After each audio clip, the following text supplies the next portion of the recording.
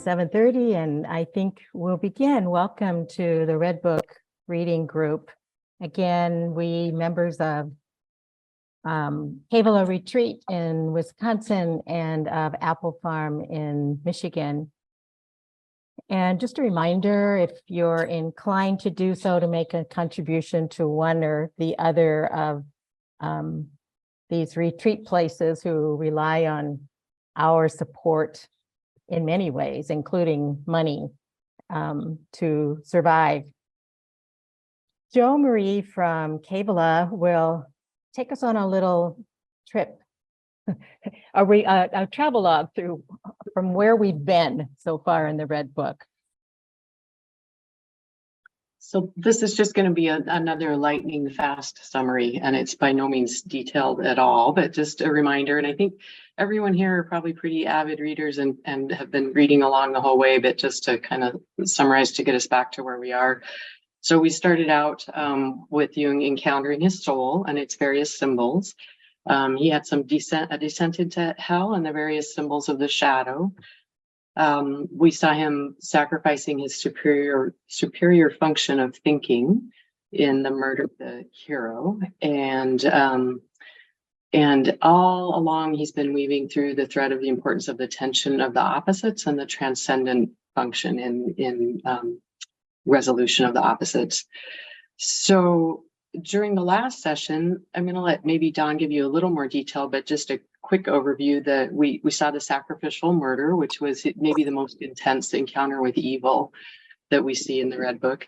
And then his encounter with the librarian and the cook and the Anabaptist as the procession of the dead moves through the kitchen. And he dealt a lot with the theme of living the dead who had with their unlived animal lives, and the things that had been left undone during life. So we saw Jung visit the madhouse.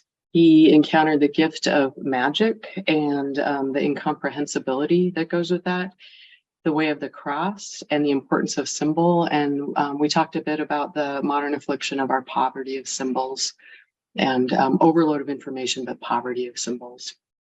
And just for the Buddhists, here's some of the key concepts that have been weaving through are the sort of the limits of the thinking mind, which is an important concept for Buddhists, or an important realization for Buddhists. The middle way weaves quite a bit through all of this work, and the inexorable fact of change, including of the God images that we may, sort of embrace deeply and find that at some point they're inadequate and they fall away. So the three qualities of impermanence, suffering, and emptiness weave through the Red Book quite a bit. And I'm going to leave it at that. And Dawn, is there anything you wanted to say in more detail to bring us back up to speed from last time? No, I think that's a very concise and well done summary, Jo Marie. I think that's good. Okay. So we'll turn it over to Dawn, who is our fearless leader today. Yes. Dawn is from Indiana and part of Apple Farm community. Thank you for leading us through magic tonight, Dawn. Thank you. And I'm very glad to do so, even as I'm admittedly a little intimidated. Here we are in this final chapter where so much is coming to life and light. We have here the magician and questions of what is magic, mystery, the uniting of opposites. So many of what Jo just named are returning to us, maybe deepening in some ways or pressing us further. Uniting of opposites, Jung's encounter with the Cabriri, his own entanglements along the way with the devil and the serpent, the dove, who turns to another bird figure, the golden crown, love. What's not to like about this chapter? There's God, devil, gold, enigmas abound, and so do paradoxes. There's a lot here.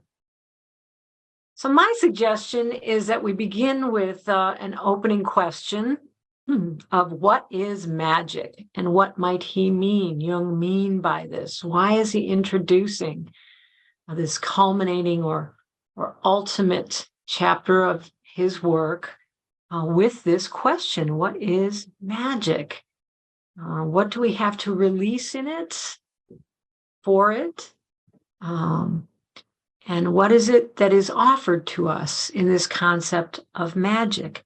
And from there, we'll go to other ideas that seem to be especially important. Let's begin there with magic and your impressions of what he is offering to us in this idea. I'll begin by saying, and then I want to invite your reflections, please, to jump in. Philemon is his accompaniment or guide through this important question. And he encounters Philemon and his wife, Baucis. I'm not sure if that's how one pronounces her name, but the feminine partner of Philemon. And they too have interesting stories of origin that the footnotes helpfully provide us with. They are Jung's initial guide to this question of magic. And one must give up, on page 400, one must give up reason and consistency, because magic is the negative of what one can know. There is nothing to understand. It is incomprehensible. Right away, we're confronted with these enigmas. And how is it that we are to value? Why is it so important to Jung to value whatever he means by magic? Because it seems to be pushing against so much of what he has understood in himself. I'll say one more thing and then ask you about what impresses you all about magic. On page 403, there are those willing to open the chaos of oneself. We need magic to be able to receive or invoke the messenger and the communication of the incomprehensible. I'll say that again. We need magic to be able to receive or invoke the messenger and the communication of the incomprehensible. So the practice of magic consists in making what is not understood understandable in an incomprehensible manner. That's a quote from 404, a marvelous paradox.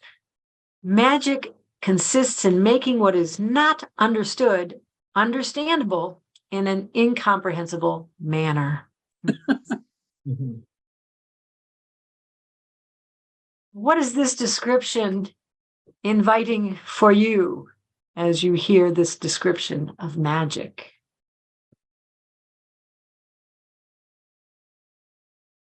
Well, I liked on 405 that magic is a way of living.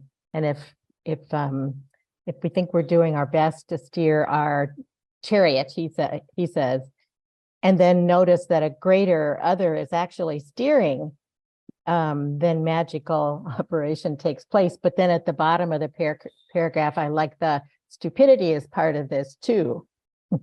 And tastelessness, I think he says. Yeah. Which everyone has a great deal of, he says.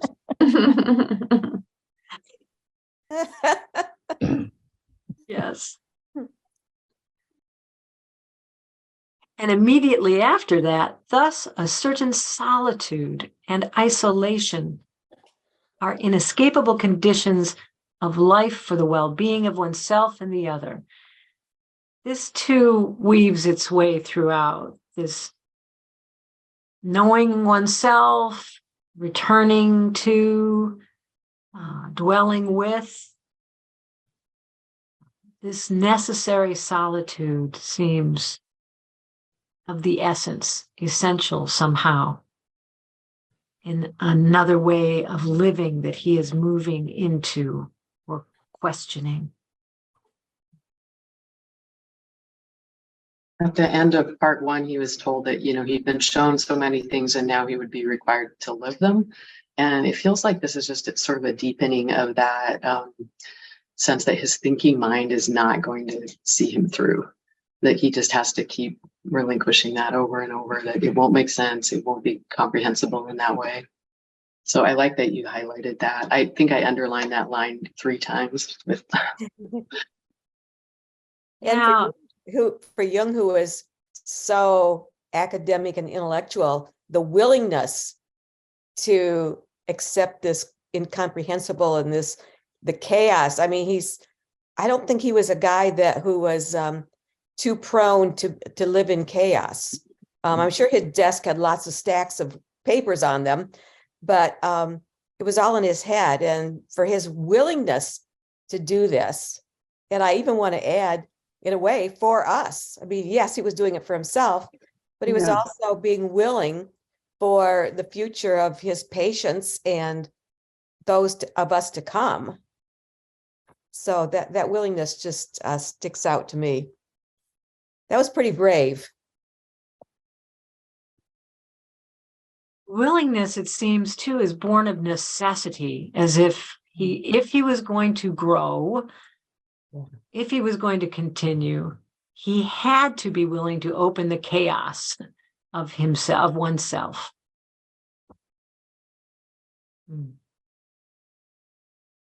The unknowing. Yeah. I think in so many ways, he's trying to point us to the mystery of life that we often become numb to out of our own ego and need to understand and need to control things. And he's pointing to the enormity of the mystery that's all around us, that we have to do a lot of dismantling of our assumptions sometimes before we even can perceive it.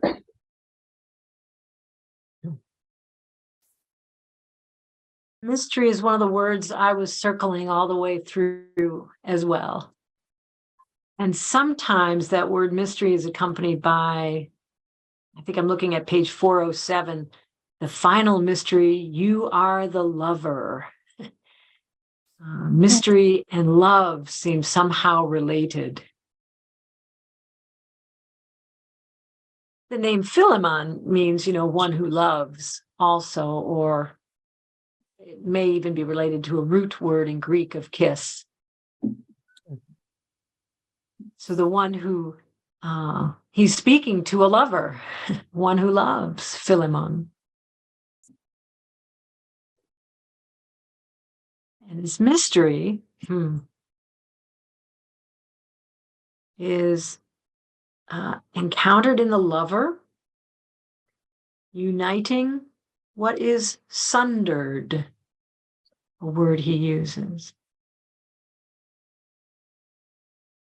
In these opening pages, Jung also invokes Christ and the possibility of what is like Christ and what is not. And he's drawing some important contrasts here. There's kind of a Western Christian overlay or underlay to his thinking, of course. That's his context, his upbringing. So the Christ figure is one that he wants to name, acknowledge, somehow respond to and with. And at some points he says, Philemon is not like Christ. Instead, one of the contrasts he draws is that, this is page 409,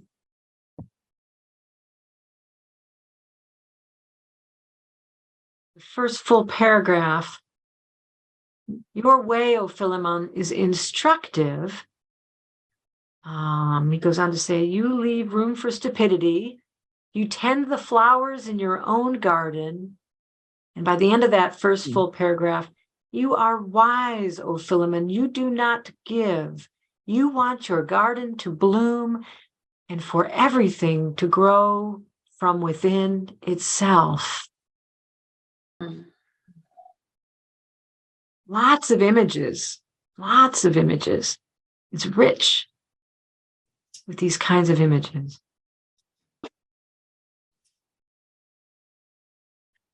That next paragraph is pretty great too, isn't it? I praise, O Philemon, your lack of acting like a savior. You are no shepherd who runs after stray sheep. Yes, there's that contrast to the classic images of who Christ was to be, the savior, the shepherd, the good shepherd. Yeah. Even as, this is in the footnote, identifying the quote from in the contrast with John chapter 1, Christ is described as the light that shines in the darkness, but the darkness did not understand it. Philemon is a light that shines. There is no light that shines in the darkness. Christ might be have been asserted to have done so, but Philemon is a wise teacher and leaves room for stupidity.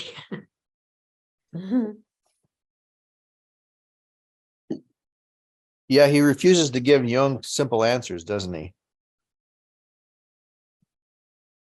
Yeah. On the next page, he goes back to the solitude and loneliness theme, which does seem to continue to weave through here. And I was listening to one of the Salome lectures where they were talking about the way Jung was giving up all of his sort of public positions at this time, and really, risking being really alone with what he was going through. He was sort of moving away from that public sense. And what year? Can you plant us in a year, Joe or Don? End of 2013, beginning of 2014. Okay, yeah. Thank you. 1913 and 1914. Thank you. Just 1 century off. That's not.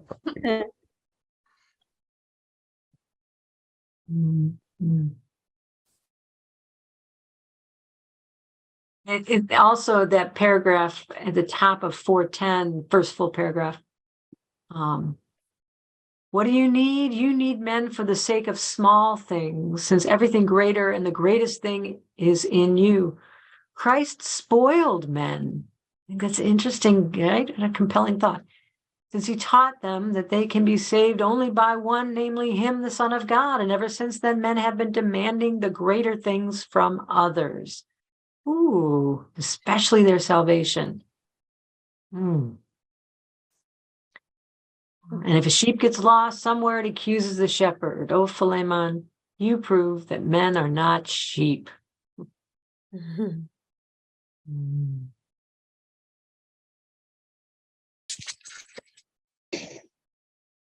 The following pages. I have a Excuse me? question. The Red Book is an account of that is so basic, and it's his first real encounter with himself as he goes deeper, right? I mean, he's known by now, and he's in trouble. I mean, he could have an overinflated sense of self just because he's well. And so his experience in this Red Book is his way of going deeper. And so are we getting both his raw kind of moving through the experience, as well as how he understands all that from a different perspective? Are we getting a both and kind of thing here? Or is it just a narrative of somebody who this is all and has it kind of within understanding? I'm just wondering, because sometimes when he struggles with the Christ and he says the different things that he does, he keeps coming back to a sense of the more. I think Richard Rohr would say. However, he really does sometimes make blatant,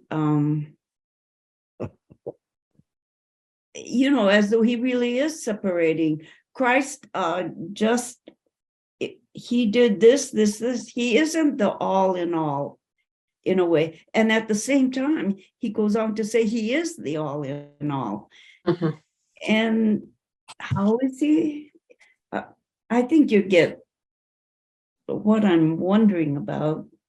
I'm just wondering. I hear your appreciation for the many layers that, and one layer, he is recounting to us what he encountered in his own imaginative way of being, right? With the divine, with other than self, with self, capital F. This is a very inner personal journey. He's also reflecting on it as he's recounting it for us. So there's this encounter and a re-encounter that's going on. And then I think there are ever widening circles here. So there's an and we are also joining him in this, as this, for example, this chapter unfolds, he's telling stories along the way, and I'm hearing these and I'm entering into them with him. So it has many ands, both and. And I'm guessing that if I were to read this 5 years from now, I would hear more. And I welcome that. It's sort of like Paul Ricoeur's surplus of meaning. There's always something more that may be here. Is that what you're hearing, Helen, or intuiting? Yes. And I'm wondering if some of the ways that he's understanding it in this one circle of understanding,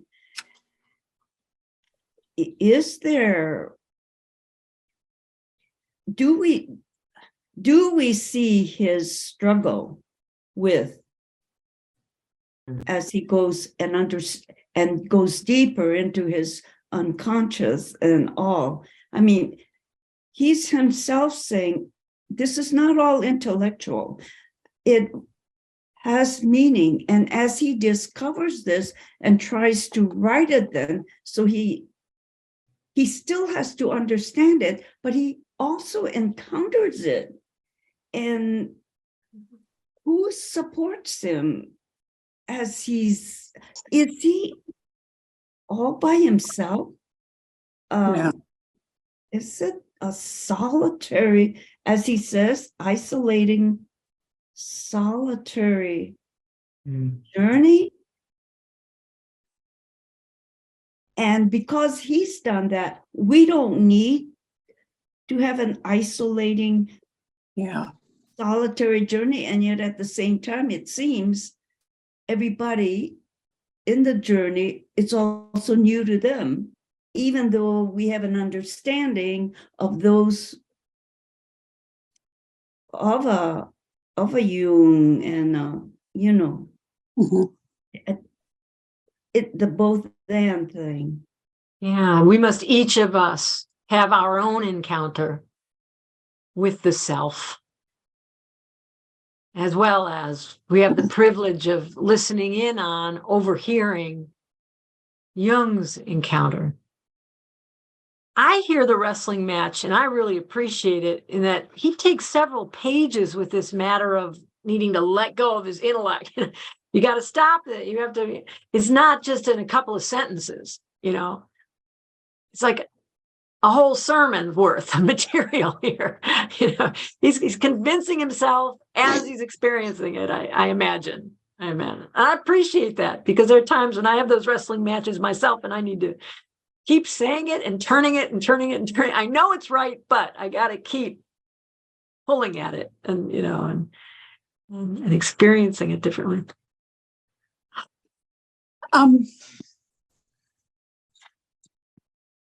What year did he have the official big break with Freud? Because that isolated him in Europe from all his colleagues. Was that 1915?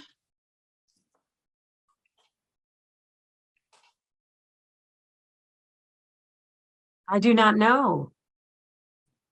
Don, do you know? I thought it was right before this occurred. So like 1913. 13? I don't know. I'd have to look it up. Okay, because I think that the solitude, which by the way, I can't get enough of solitude. I think the solitude drove a lot of this, didn't it? His isolation and the intellectual community of Europe.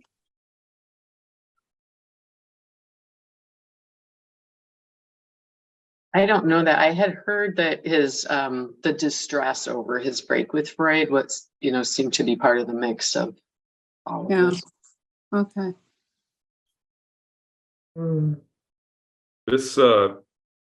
This theme of solitude and growing from within really reverberates for me as a Buddhist, because the Buddha was there's this chant an honoring chant, and one of the translations is that he's the self-awakened one.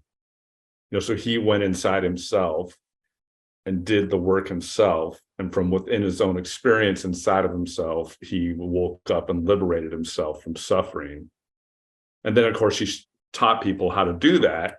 And so the practitioners themselves also, what is that line in here where for everything to grow from within itself is one of the lines when he's talking about Philemon. And so that just kind of echoes for me that it is a solitary individual thing. And certainly at the beginning of Buddhist practice, they lived in the forest and they did all sorts of, they were together in community, but they did, they were in their own little dwellings and they lived in the trees, and they'd go to their favorite spot or their chosen spot and do their meditation practice and do this internal work on their own in solitude.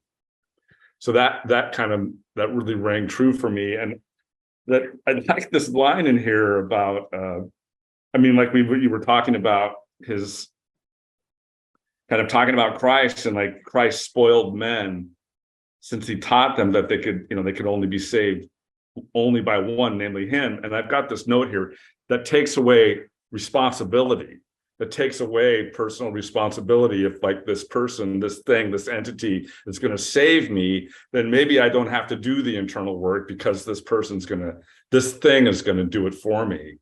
And maybe that's part of what Jung was like critiquing or working with, like how do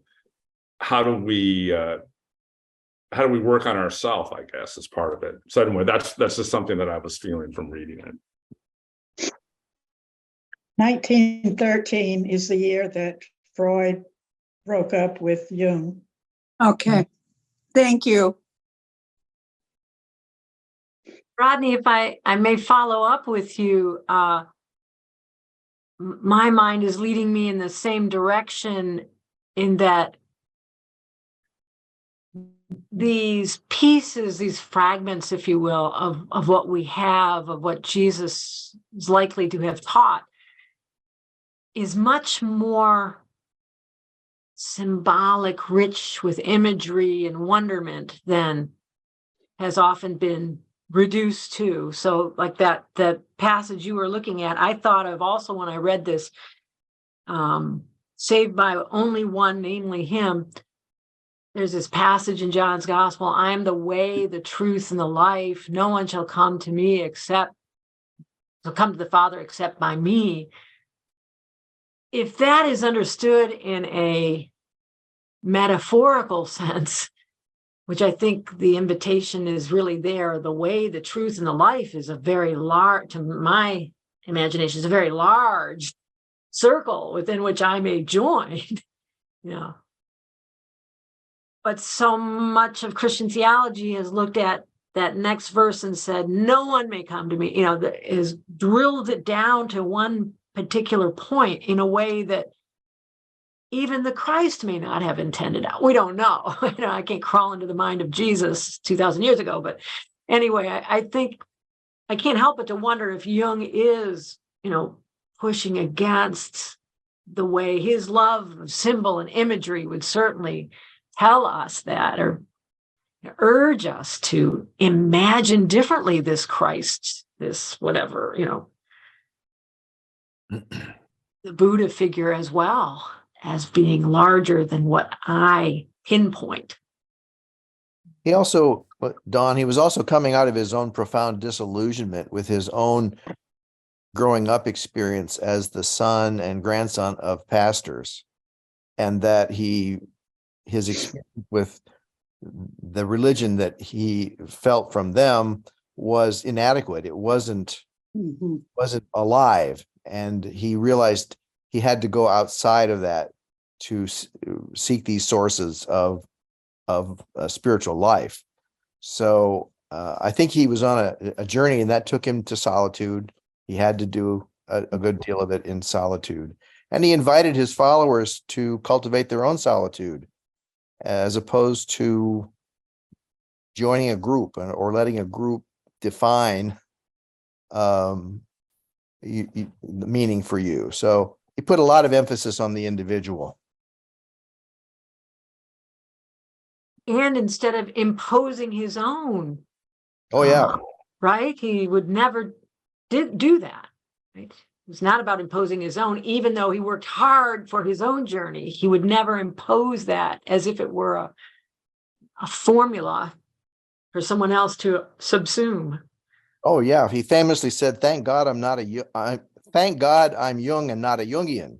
He didn't want to hang on somebody's coattails. He wanted to be himself. There you go. It's great. I think I heard that quote before. Yeah. I can't find the page either, but I do know he included the Buddha in that critique of not just taking on somebody else's path. And it appears in the Red Book, and I can't remember where. It's kind of early on of the Buddha had his way, Christ had his way, and they're not our way.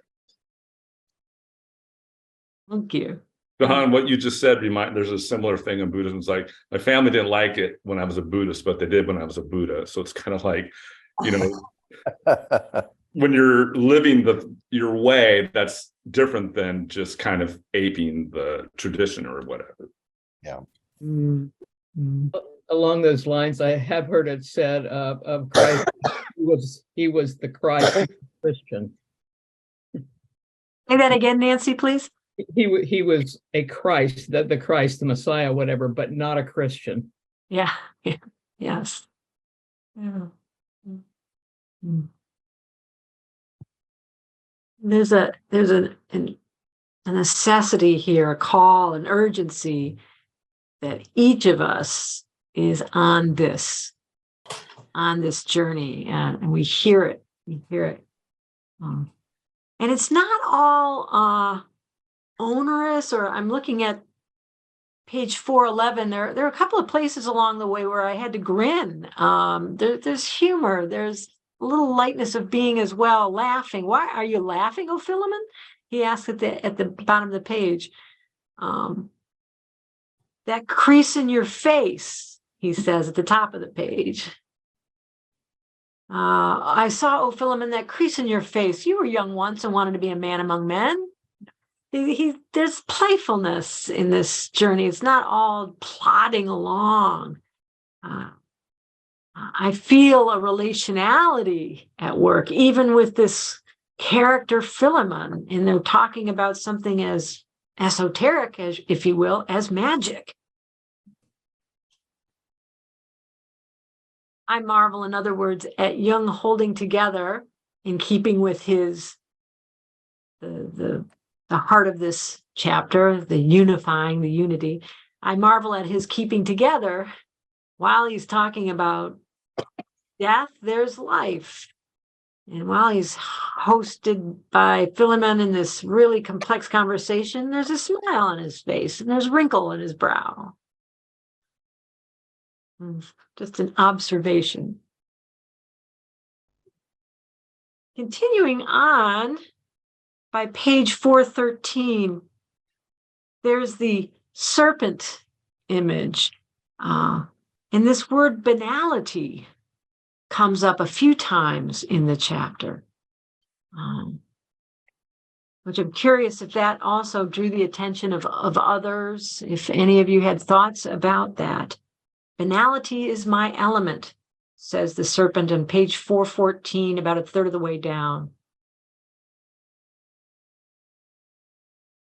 And Jung says, that would be less astonishing if I said it about myself.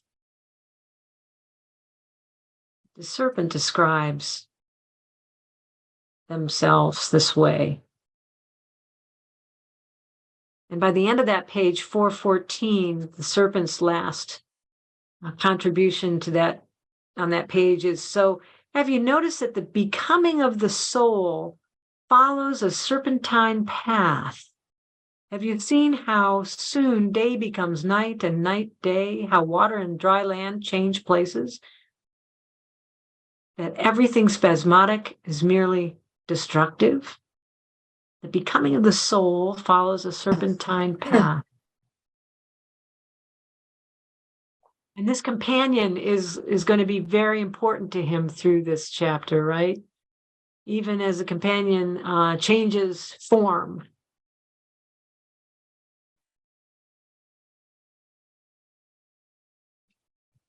The next page, it's as if he cannot help but to invoke these religious symbols of the Last Supper. A sweet and horrifying thought to be both guest and dish at this meal. That was also Christ's highest pleasure, said the serpent. We have these opposites again, embracing each other. In the last paragraph on that page, I suppose you're mocking me, but tears and laughter are one.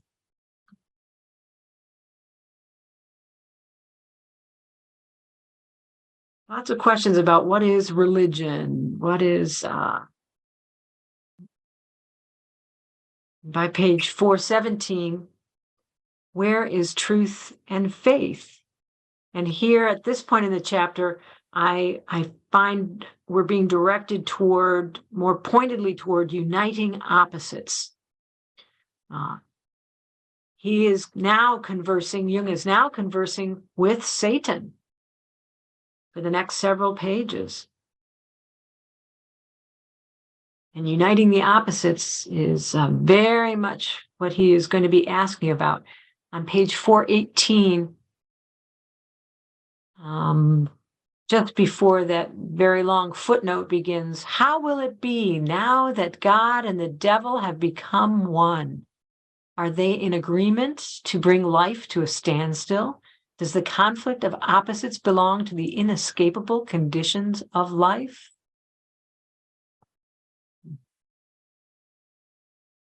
It's as if he's thinking out loud with us, wondering these things aloud. And he's drawn into them.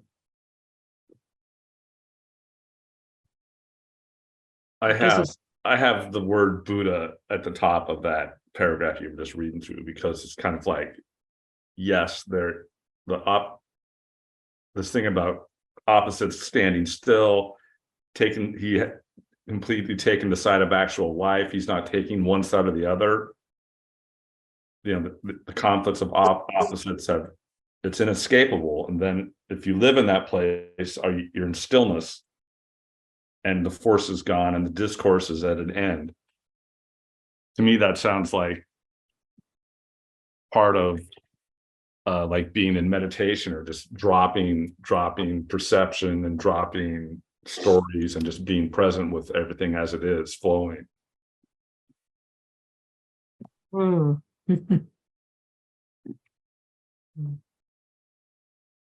I think I heard someone make a comment. This how will it be now that God and the devil have become one, that it's no wonder Jung buried this in a vault for 50 years or whatever.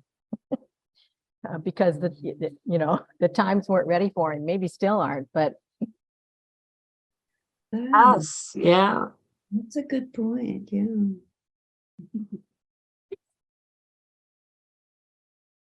No wonder his fascination with Job, right?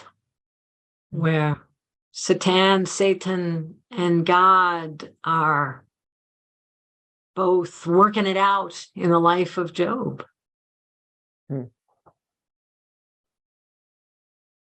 I started to get whiplash about this point in the book, where I was like, there's no resolution, is there? There's not going to be anywhere left to stand. And that just seemed to get really clear at about this point. Yeah. A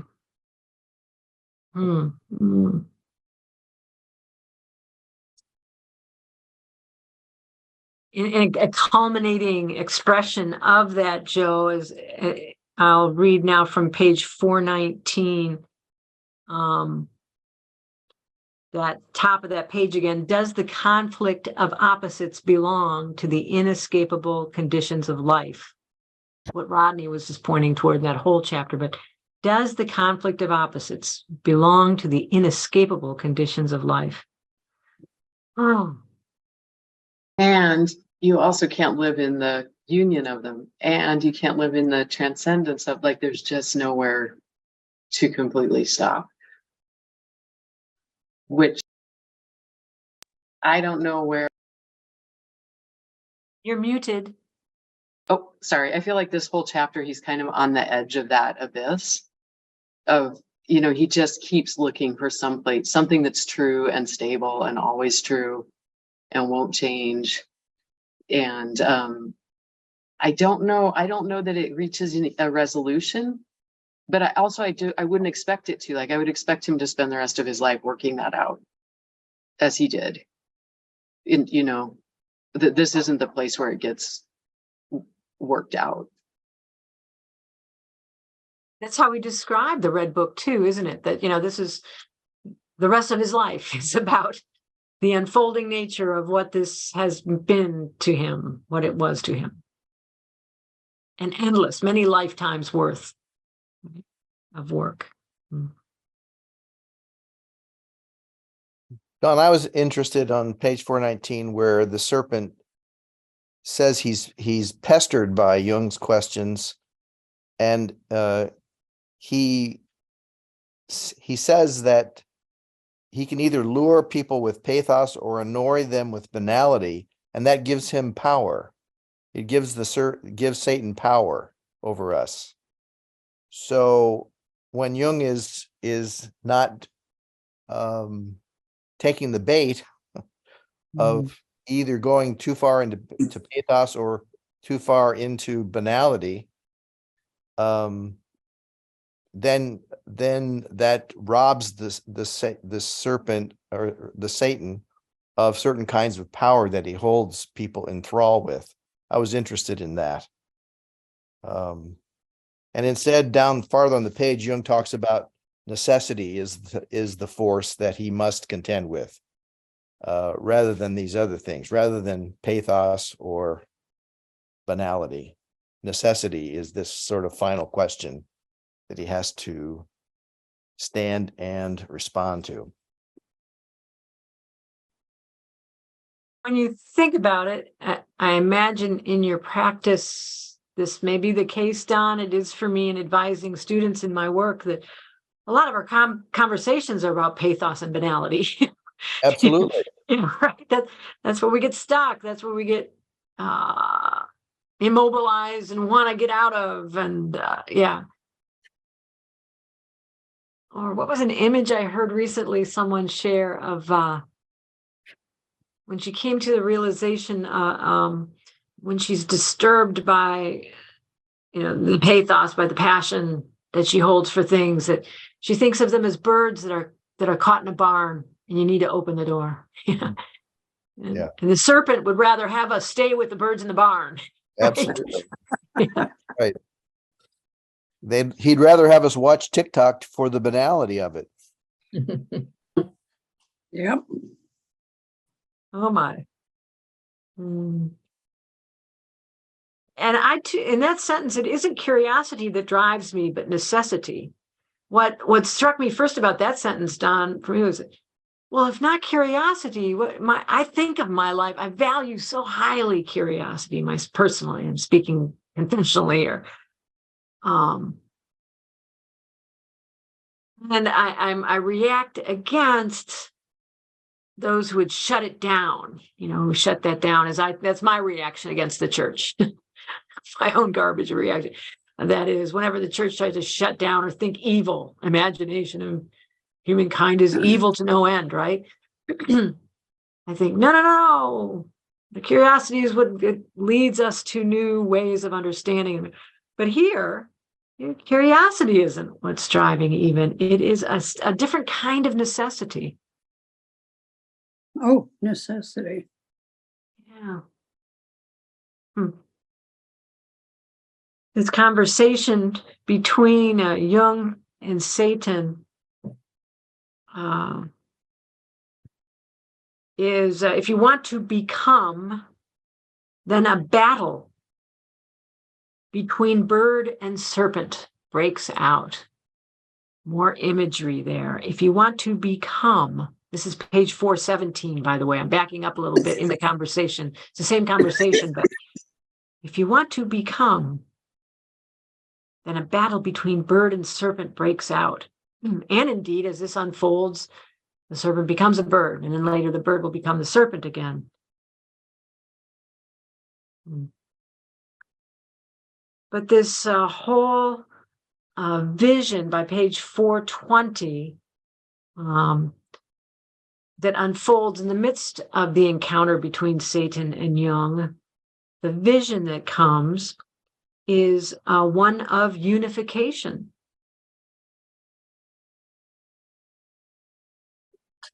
And by page 422, what we're hearing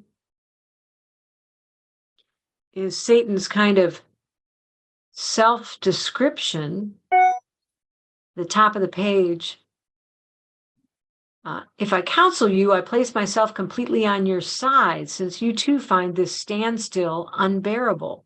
What? You take my side? That's strange. And Satan goes on to say, that's not so strange. The absolute was always adverse to the living. I am still the real master of life. That's suspicious. Your reaction is far too personal. In the next paragraph, Satan, my reaction is far from personal. I am utterly restless, quickly hurrying life. Here's a great description of the devil. I'm quickly hurrying life. I'm never contented, never unperturbed. I pull everything down and hastily rebuild. I'm ambition, greed for fame, lust for action. I am the fizz of new thoughts and action. The absolute is boring and vegetative.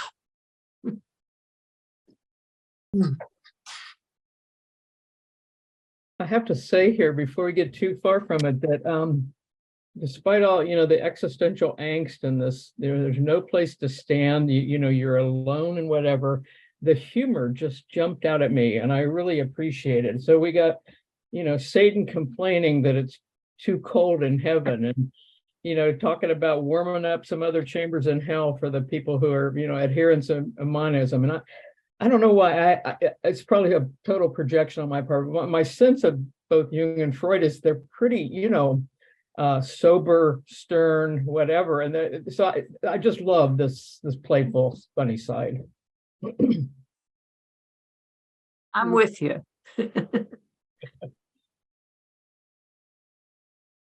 There are some, I don't have access to the pictures. I remember a couple of meetings ago, Joe, you had a screen share of some of his artwork, and I wish I could see some of the mandalas that are described in the footnotes anyway, because I have to believe that I think that they must be like a way in which he's trying to express what he can't put into words.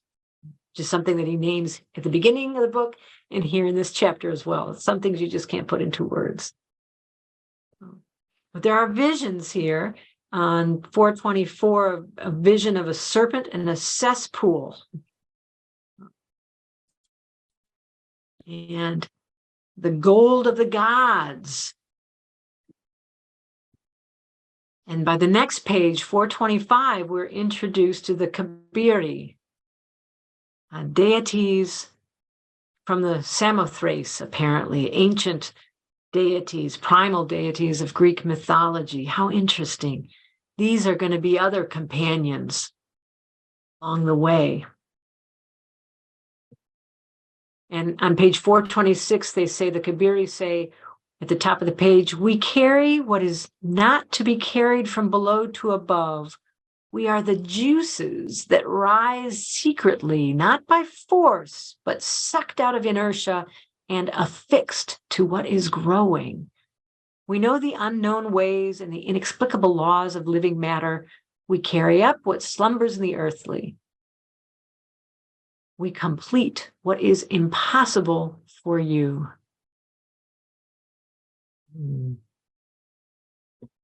I find myself drawn to these characters as Jung must have been. So is this magic? They give him a sword to cut the knots, right? Just asking, since the question just. So there are two things they provide him with. One is the iron sword. They forged a flashing sword for you, but the other is the image of the tangled brain. And here we're back again to, we got to do battle with this insistence on the intellect. But no, this brain is knotted up. The only thing that can undo it is being struck by this sword. And the womb of nature wove the brain. The entanglement, this is the middle of page 427. The entanglement is your madness. The sword is the overcoming of madness. I'm sensing here the masculine cutting through in Jung's imagery and understanding. That razor sharp focus. And then, Jung cries out at the bottom paragraph of 427, you offsprings of the devil, who told you that I'm mad? Doesn't want to hear it. Doesn't want to hear it.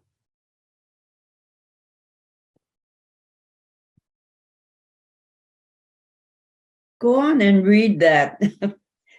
It's like name calling. I mean, it's all the kinds of stuff you're, quote, not supposed to do.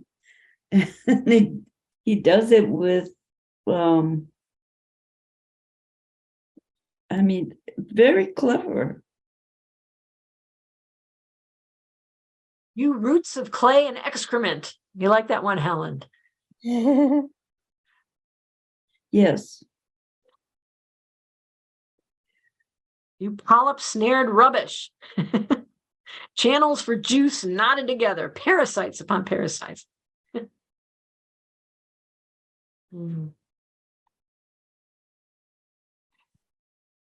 And by that next, the next pages, Jung is compelled. I feel along with him the sense of, should I sever my own? Should I use this sword? Should I use this very thing? Should I kill my own people, whose king I am? Ooh. Whose king I am, because of course the king is going to come up in that closing story we're going to encounter in a couple of pages. Should I make my own tree wither? You really are the sons of the devil. And the Kabiri say, strike. We are servants who want to die for their master. What will happen if I strike? Then you will no longer be your brain, but will exist beyond your madness. Don't you see your madness as your brain, the terrible entanglement and intertwining and the connection of the roots and the nets of canals, the confusion of fibers. So when he goes on, then the next page, we assume that he has struck. And it's interesting to me that there's no description of it. There's a kind of a break in the page at the bottom of 428. Am I misunderstanding that? Somebody jump in if I'm misinterpreting this. But the Kabiri have just told him what's going to happen if he strikes. And we don't, in the last word before the break at the bottom of page 428, the Kabiri, woe, woe, what we feared, what we desired has come to pass. But there's no description. It happens. Jung must have done it. Right? And then we have this turn from the bottom of 428 on. There's this real turn. He's standing above his brain from which I grew. And growth is an image that he brings with him all along. This is so important to him, growing, to keep on growing. I had become hard. I'm reading at the top of 429, around the middle of that top paragraph. I have become hard and cannot be undone again. No more do I flow back. I am the master of my own self. So a real turning has taken place here. And now he has a tower.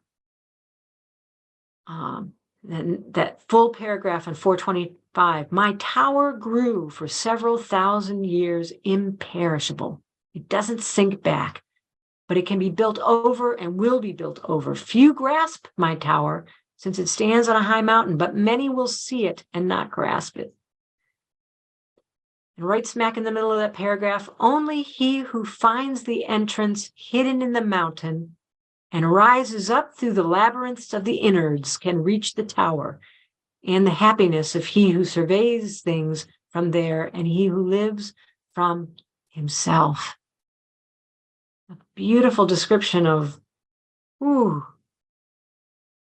it is accessible, but only if you make the journey yourself.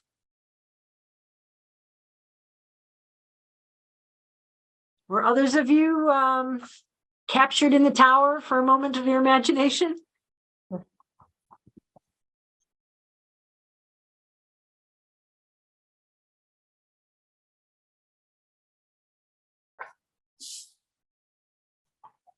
I was struck that both Christ and the Buddha said similar things. So, and both Christ and the Buddha, said that, many will hear my words and few will understand them. I believe, maybe I'm getting that wrong with Christ. Maybe I'm just generalizing from what I know of Buddhist scripture, but I feel like both of them said that. So I think it's interesting, he's saying, don't follow these iconic figures, but they also said, their teachings arose out of a kind of pushback against the existing cultures of worship of their times. Yeah, and I'm remembering, I think it's in Mark chapter 4, the Gospel of Mark chapter 4. Why do you speak in parables? I speak in parables so no one will understand what I'm saying. That kind of thing, you're going to have to figure this out. You're going to have to follow on the journey. Deliberate obfuscation in a way. Yeah, not leaving a clear path. Yeah. And also, I forget where this quote is from, but the quote is something like, many will hear, but few will listen. Yeah. Which is why Jesus is always saying, let those who have ears to hear, hear, because we're not listening. Yeah. Mm-hmm. Now, quick on the heels of this tower, this powerful image of the tower is meeting the poisoner. This is page 430. It took me a couple of pages, I have to admit, before I realized, remember, all of these characters are within Jung's self, right? So within him is this murderer, right? Poisoned his parents and his wife to honor God, no less. And is in hell. And here we've got some descriptions of hell. At the bottom of 431, in hell, everything is impersonal and purely matter of fact. The personal, the interpersonal, the interpersonal for Jung is obviously very highly valued. If there's a hell, it's going to be an impersonal place. a matter of facts alone. And then by the next page, after the break, the devil is the sum of the darkness of human nature. So as pointed, if ever he is pointed about what is devil, the sum of the darkness of human nature. We remember, of course, the darkness is not, it might be in opposition to light, but it belongs in partnership with, too. Eventually, it's part of the unification, I mean to say. It's not all evil or to be thrown away.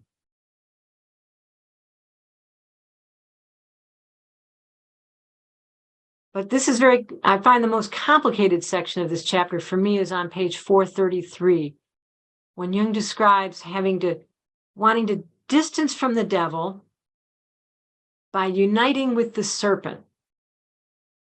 So here I'm glad for our Jungian analysts among us to help me and perhaps others understand, if I'm understanding this, there's something about needing to work with the serpent's ways so as not to be undercut by and thrown into the grip of the devil, the one who does lead only to death.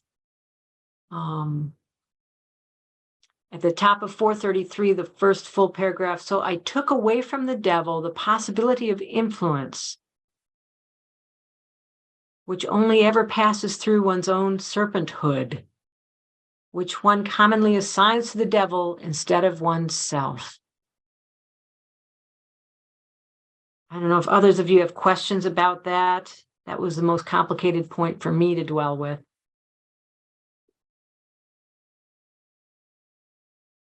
I think the basic message is be aware of and own your own shadow. It's another component of living your animal. It's like this serpent-like quality, which may be very shrewd and wise, but it also is perhaps amoral and pure instinct, if you will. So unless you have gotten some acquaintance with that and done some work with it, you'll tend to project it on other people. The bad is always out there, and I'm this better thing than they. If you've done that work, then in a sense, you neutralize the power of these archetypal forces to possess you unconsciously. Mm-hmm. And the devil is that larger archetypal overpowering shadow self. Mm-hmm. Thank you.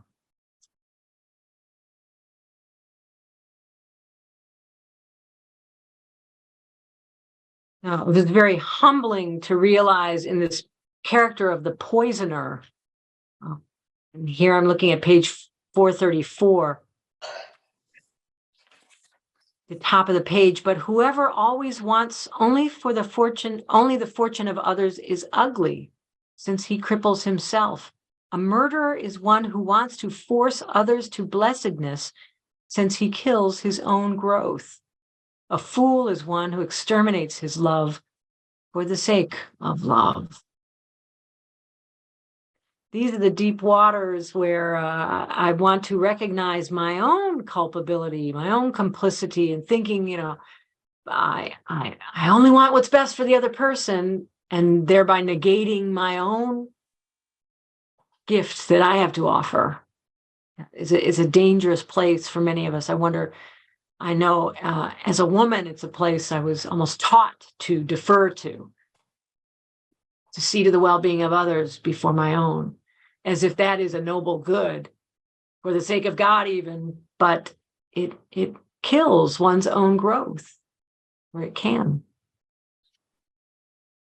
And kills the other's growth, right? Yeah. By taking away their path.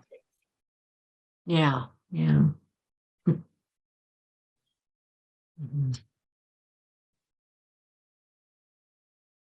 Recognizing our time continues to move along, there are just a couple more things I want to be sure we do. Dawn, yeah. Just to follow up on your point, something from last week that reminded me of, it was on page 389. Jung said from The Way of the Cross, he said, not a few people choose to love people for fear of themselves. Not a few choose to love people for fear of themselves. That fits with what you were saying about how we've been taught to sacrifice ourselves for others. And he's saying that this teaching of loving for others can be actually a fear of ourselves. Mm-hmm. Thanks. A denial Yes. of sorts. Yeah. Mm. Mm. Well, it seems that the only payment Jung is going to be given for all of his labor is images.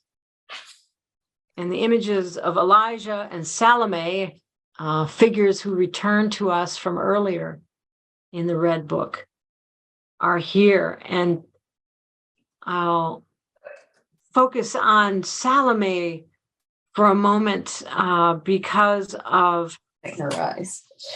her loving and she being so strongly associated with wanting Jung to accept her love of him, but he refuses her.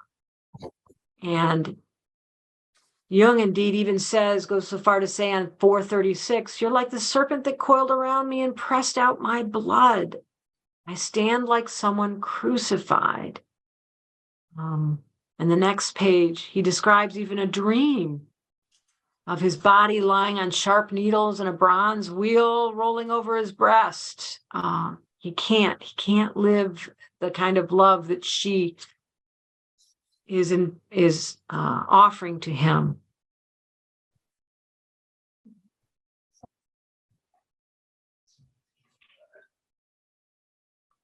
As this exchange continues, I'm looking now at 439, right about the middle of the page, when Elijah and Jung are speaking back and forth. Jung responds, your curse is powerless.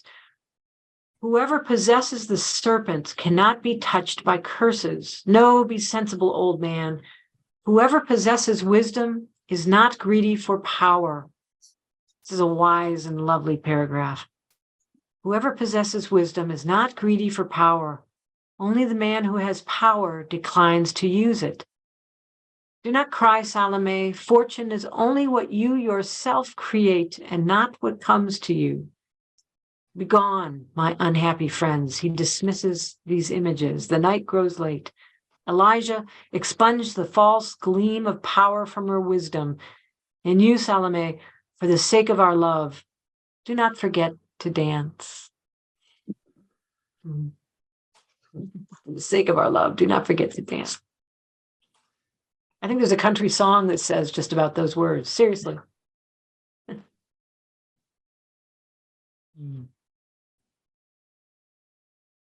Other images are going to come forcefully even to him. One is a golden crown. And on it is inscribed the words, love never ends.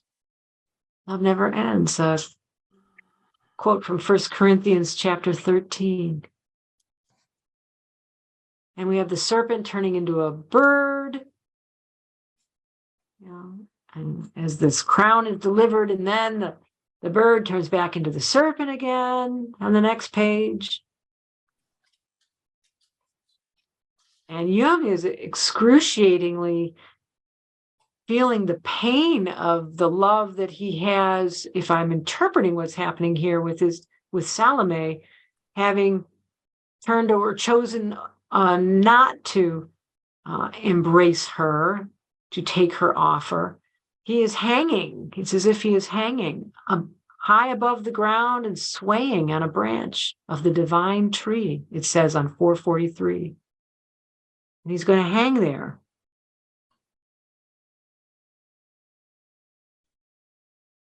Magic is useless here, it says at the bottom of 444.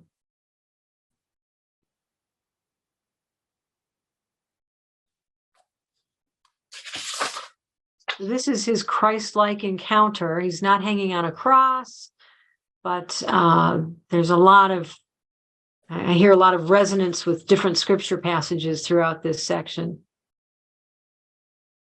I won't recant.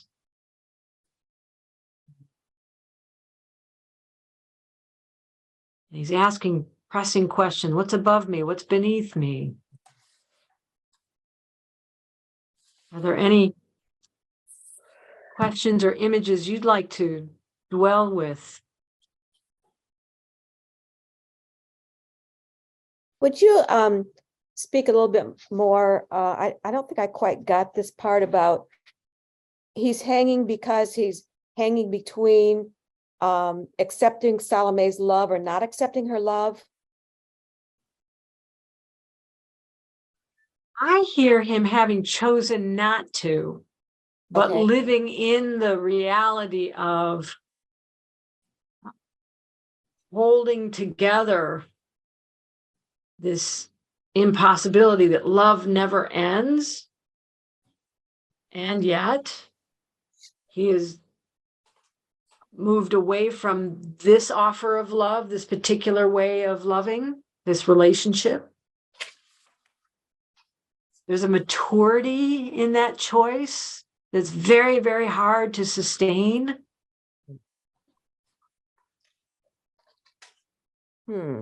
Others, what do others hear in that? Yeah, I guess my next question would be, does he ever accept her love? Because when you look at the rest of his life, it sort of seems like he does. But am I missing something here? I think he's feeling the full tension between the vertical urge to spirituality and completeness and the horizontal world of relationships. And he's feeling the immense tension between those two worlds as they form a cross in each of us. How do we balance our responsibility to both? And that's an individual job. There's not one size fits all. Okay. Thank you. And which continued, right? Again, throughout his life, and got worked out in his relationships with women. I was listening to a commentary on this chapter that said the Black books contain a lot of reference to his relating to Tony at this time, Tony Wolfe, and struggling with how much he was projecting his soul and images onto her and how much he needed to retract those again, and what was a spiritual relationship and what was a worldly one.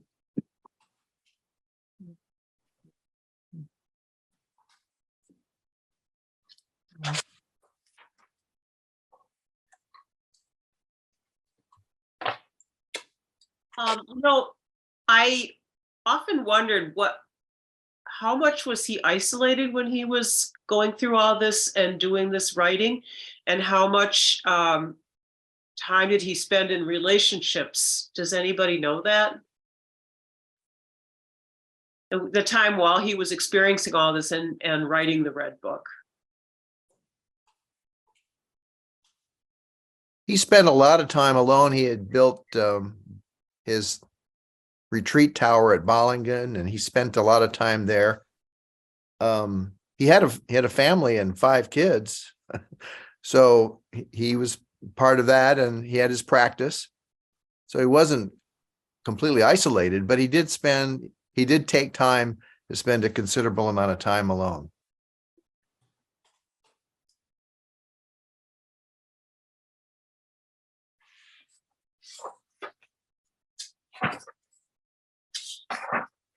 There is a considerable discursus beginning on page 448 on love and life.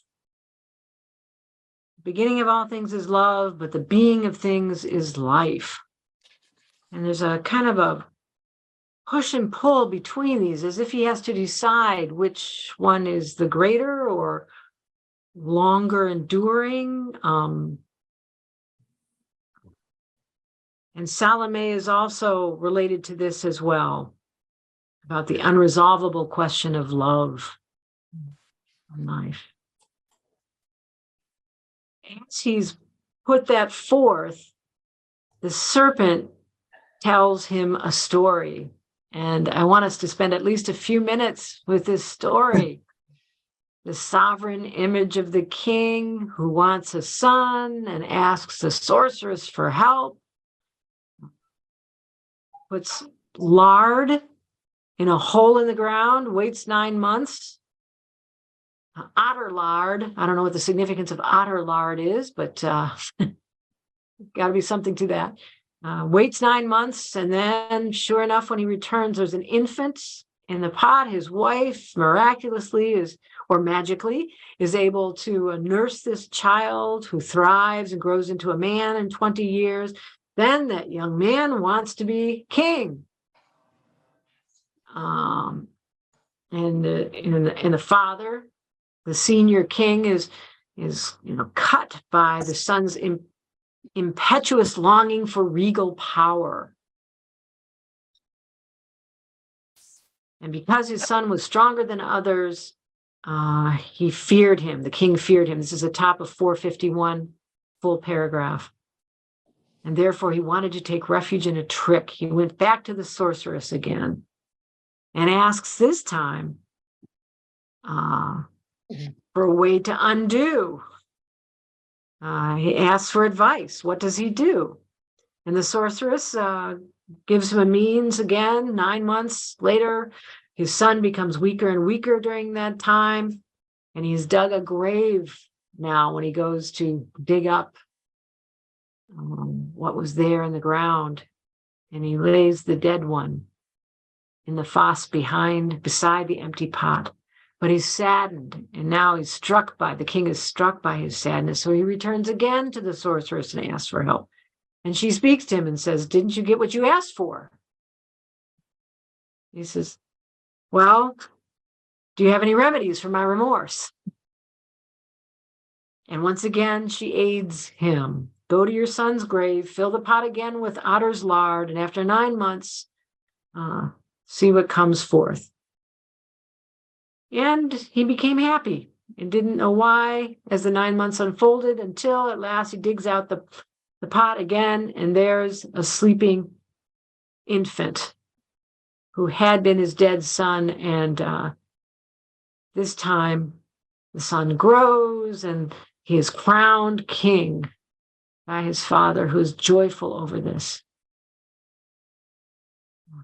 It's the story that's rich in the male-female imagery. It's rich in the regal and the sovereign and the male will to rule, I suppose we could say. A father-son relationship. And there's the sorceress. There's magician again, a magical cure that's offered along the way. A motherly woman.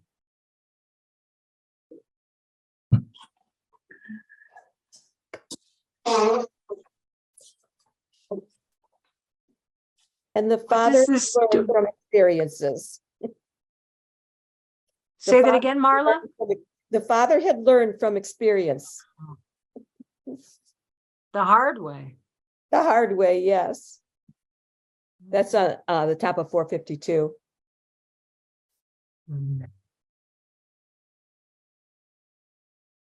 When Jung is asking for help interpreting this, the serpent goes back and forth with him about this, and he's examining his own being a child.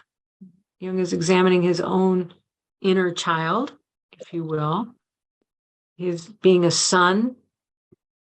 At the top of 453, the serpent is saying, this is a salutary antidote against power. Don't resist being a child. Otherwise, you resist your son, whom you want above all. There's kind of a moral given, if you will.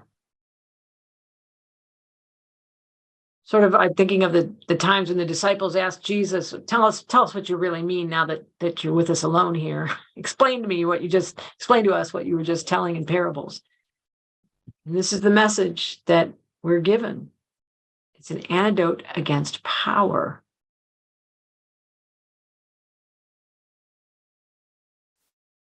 And I think my favorite part of this whole exchange is right in the middle of page 453, at which the serpent curled up, gathered herself into knots, and said, "Do not ask after the morrow. Sufficient unto you is the day." That's a quote from Luke's gospel, by the way.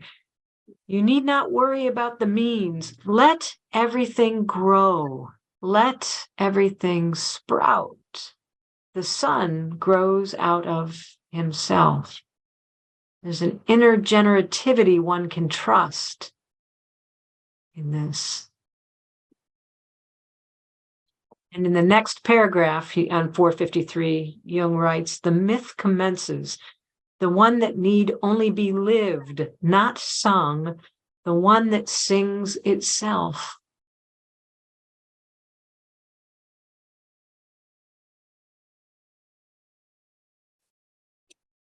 Things are moving along, and by page 454, and another paragraph I'll draw our attention to, but do want to pause for you to question and respond and highlight what you will. But in the middle of 454, "I loved the beauty of the beautiful, the spirit of those rich in spirit, the strength of the strong. I laughed at the stupidity of the stupid. I despised the weakness of the weak, the meanness of the mean, and hated the badness of the bad. But now I must love the beauty of the ugly, the spirit of the foolish, and the strength of the weak. I must admire the stupidity of the clever, must respect the weakness of the strong, and the meanness of the generous, and honor the goodness of the bad. Where does that leave mockery, contempt, and hatred?" There's a pile up of paradox in that paragraph.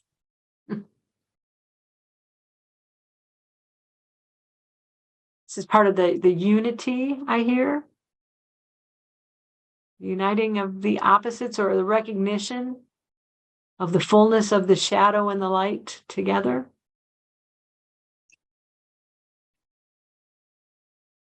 What would you highlight, or what would you name that we haven't yet, here or elsewhere?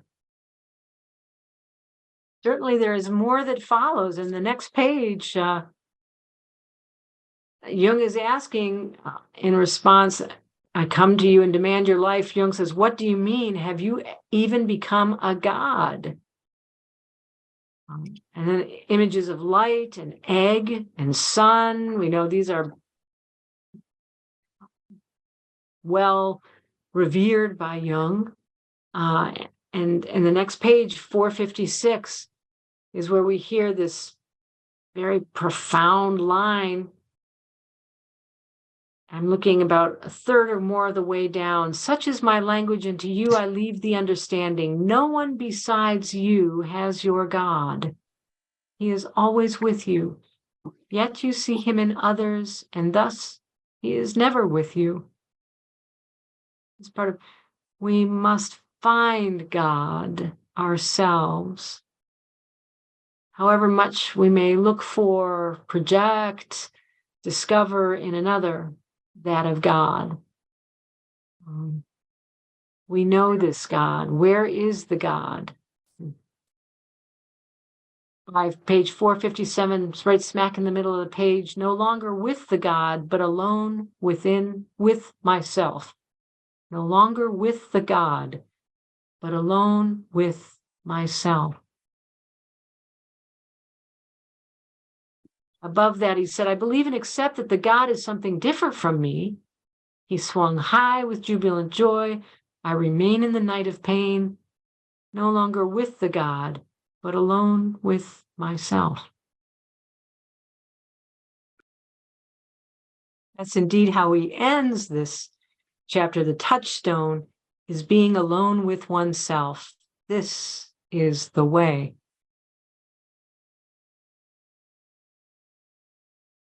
What a journey, my friends.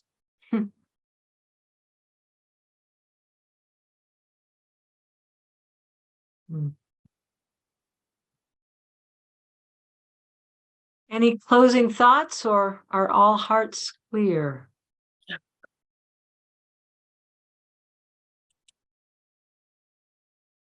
That paragraph with a pile of paradox that you mentioned, I one thing that sort of comes to me is that nowhere to stand also means nothing left out or nothing left behind. And I don't know how I feel about where we're left with the no longer with God, but alone with myself. I don't know. That's just so full of ambivalence. So very, very deep ambivalence for me. I don't know how it lands with other people, but it also has the feel of those numinous experiences that do land, like we encounter God and then God is gone. And that's sort of the flow. I wonder how other people, how it lands with them. Well, it could be temporary. I mean, God could come back. God could come back in another form, you know, if you want to call it God or call it something else. Just like everything else that he went through and wrote about, you know, it's all transitory.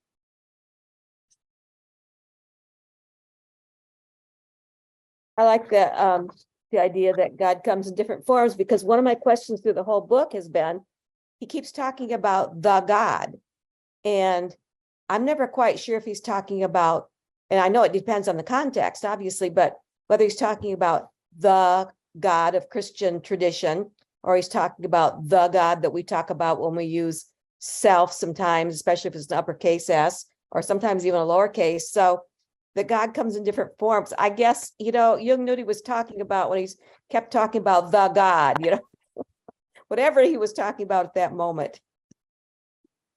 You know, I so appreciate you're asking the question about how did it land, because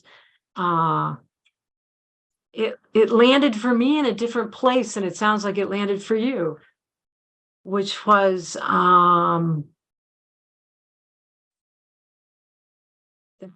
for me in that page 457. I believe and accept that the God is something different from me. He swung high with jubilant joy. I remain in the night of pain, no longer with the God, but alone with myself. There's this, I almost felt this lightness of being, like a freedom. That was how it landed with me of, I can be both joy and pain. I see that God is more than me. I am with me. And I think in my own way of thinking, that of God within me. So for me, it was a lightness of being, instead of an entanglement with getting it right in my head or figuring it out. You know, so for me, it landed me in a lighter place than I had been. I like that. I can sense that too. I like that.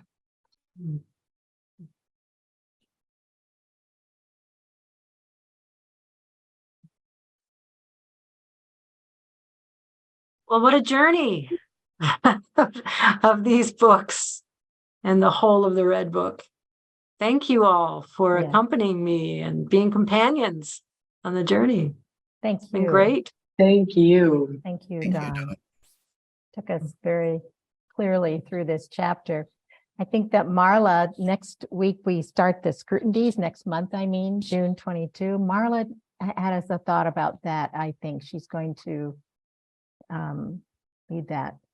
Well, I got pretty overwhelmed just starting to work on it.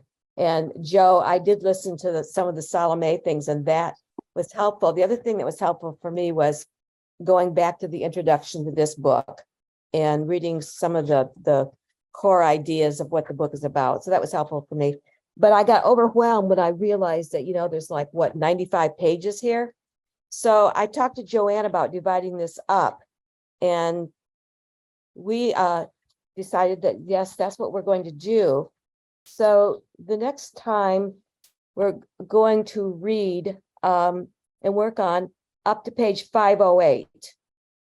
And that is, then Philemon lifted his voice and taught them, saying, and this is the first sermon to the dead, to the dead. So that will be our last session in July. And the June one will be working with up to 508 in scrutinies. And we'll put that out in the newsletter and make it clear. I mean, remind. So So yeah, you can way of- relax, cut your work in half. And mine. add another day. So it's good to be together. Thank you again, Dawn, for tonight, and we'll see you in June. Ruth. Thank you. Thank you. Thank you. Thank you. Thank you so much.